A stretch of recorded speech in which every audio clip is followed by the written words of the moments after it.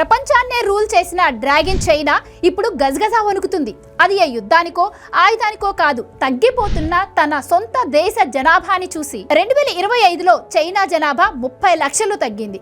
ఒకప్పుడు one child పాలసీని కఠినంగా అమలు చేసింది చైనా. దాని రిజల్ట్ ఇప్పుడు అక్కడ పనిచేసేందుకు యువత తగ్గిపోయింది. రిటైర్డ్ అయ్యే వారి సంఖ్య పెరుగుతుంది. 30 లక్షల జనాభా తగ్గడం అంటే ఇదే మామూలు విషయం కాదు.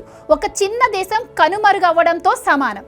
దీని ఎఫెక్ట్ అక్కడ ఫ్యాక్టరీల్లో పనిచేసే వాళ్ళు లేకుండా పోయారు. అలాగే అక్కడ వస్తువులను కొనే వాళ్ళు కూడా లేకుండా పోవడంతో చైనా ఆర్థిక వ్యవస్థ ఇప్పుడు ప్రమాదంలో ఉంది. చివరకు కండోమ్స్ మీద కూడా ట్యాక్స్ తగ్గించి పిల్లల్ని కనండి బాబోయ్ అని చెప్పి చైనా ప్రభుత్వం కాలావేళ పడుతుంది. ఫ్యూచర్ ని ముందే గమనించిన సీఎం చంద్రబాబు నాయుడు ఎక్కువ మంది పిల్లల్ని కనండి అని పిలుపునిచ్చారు.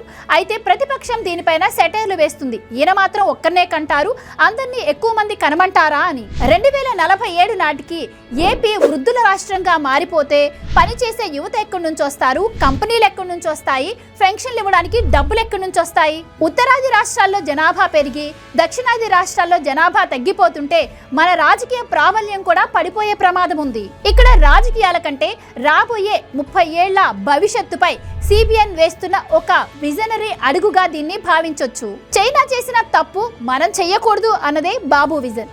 విమర్శలు పక్కన పెడితే రాష్ట్ర భవిష్యత్తు కోసం జనాభా పెరగడం అవసరమా కాదా? మీ అభిప్రాయాన్ని కామెంట్ చేయండి.